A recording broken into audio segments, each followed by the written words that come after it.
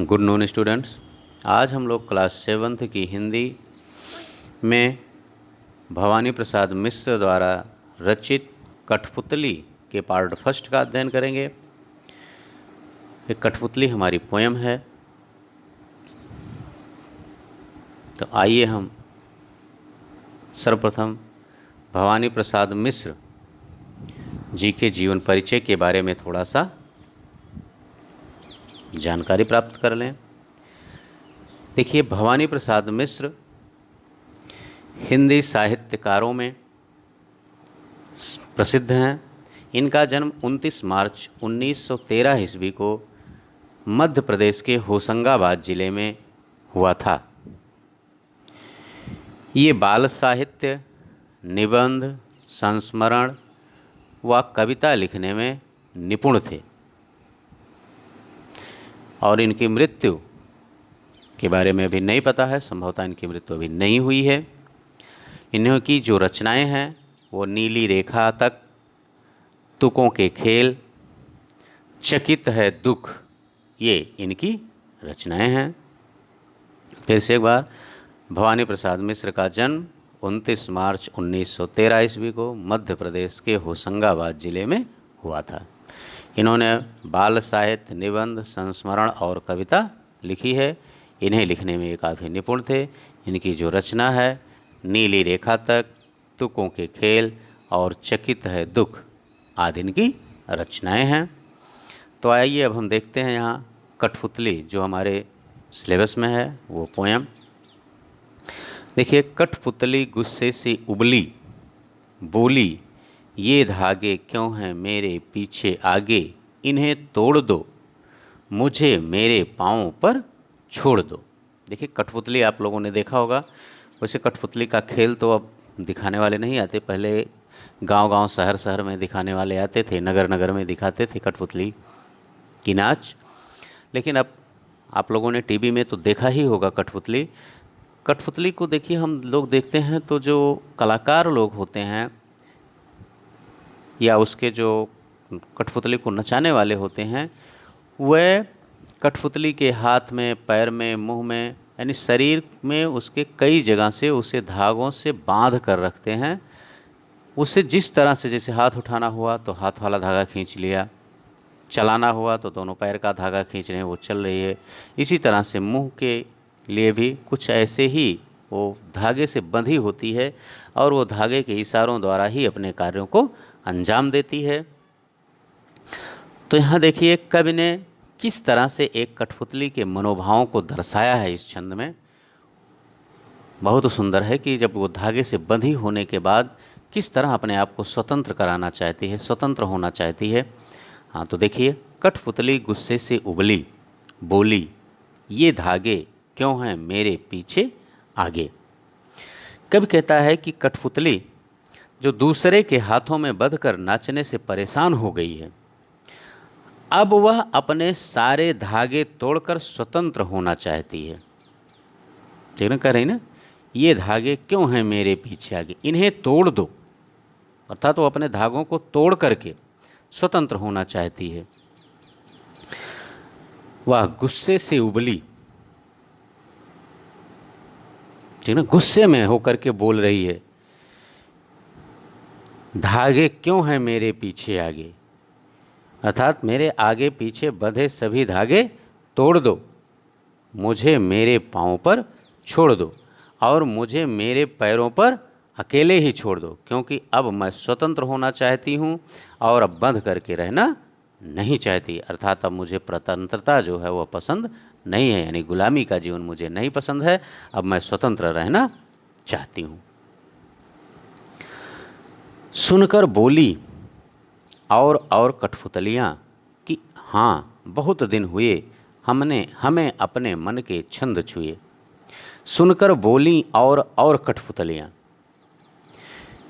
देखिए, इसमें पहली कठपुतली ने तो इस तरह कहा कि मैं स्वतंत्र होना चाहती हूँ, अब मेरे जो धागे आगे पीछे लगे हैं मैं उनसे ऊब गई हूँ, आप उन धागों को तोड़ दीजिए और मुझे मेरे पैरों पर छोड़ दो, क्योंकि बहुत दिन हुए मैं बंध कर रह चुकी, अब मैं बंध कर रहना नहीं चाहती।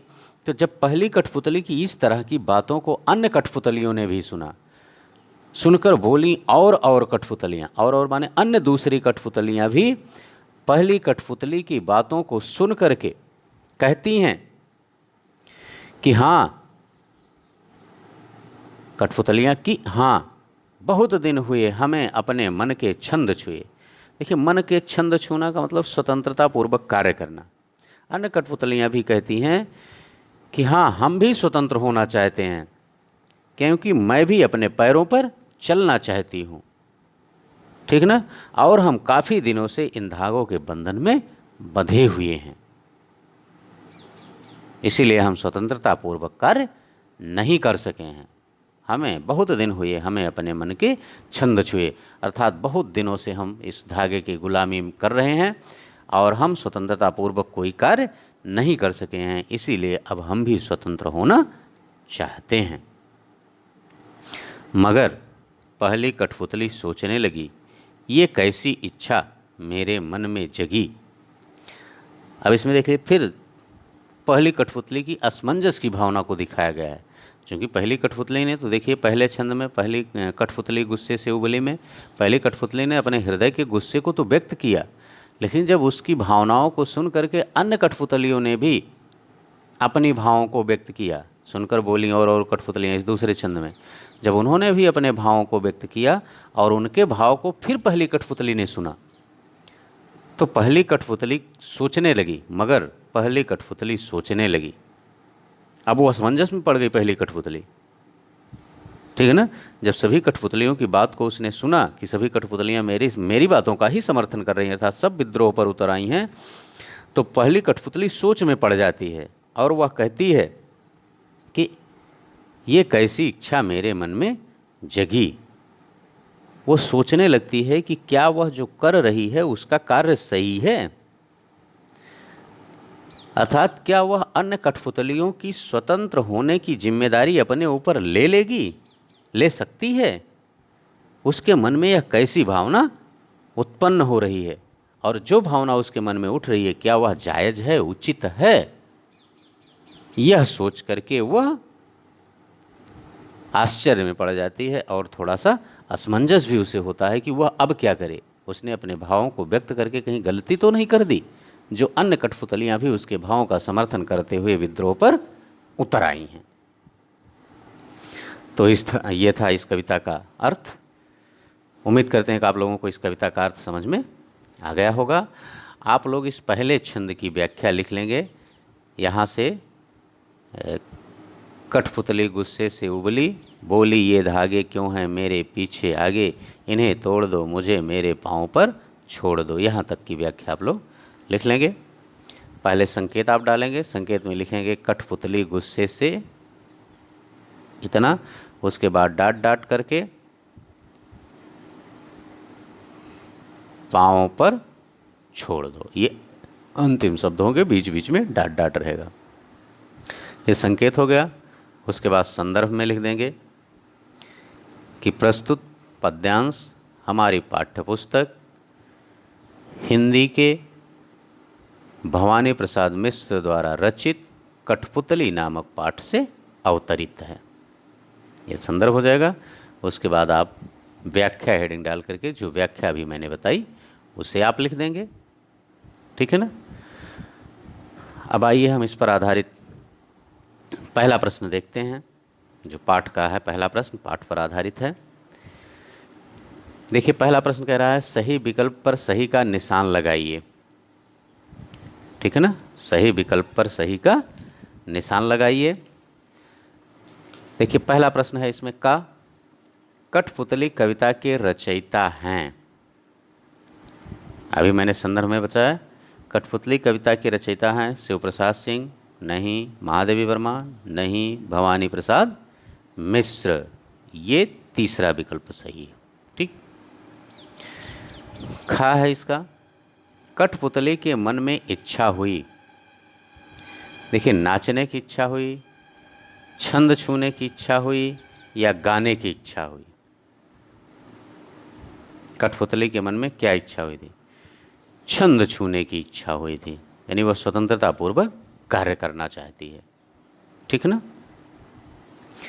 ये था काका दो खंड। उम्मीद करते हैं कि इसका भी उत्तर आपकी समझ में आ गया होगा। अब आइए हम इसके अगले पार्ट को देखते हैं।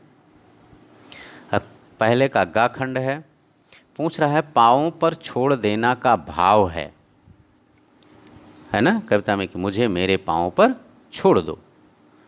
तो स्वतंत्र कर देना, सहारा देना या आश्रयहीन करना, इसका विकल्प हो जाएगा स्वतंत्र कर देना।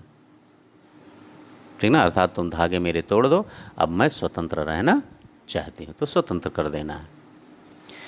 घा कह रहा है कठपुतली की बात से अन्य कठपुतलियाँ हुईं, प्रसन्न हुईं या प्रेरित हुईं या दोनों हुईं। देखिए प्रेरित भी हो रही हैं और प्रसन्न भी हो रही हैं, दोनों हो रही हैं। ठीक है ना, इसमें ये तीसरा विकल्प सही है। ठीक,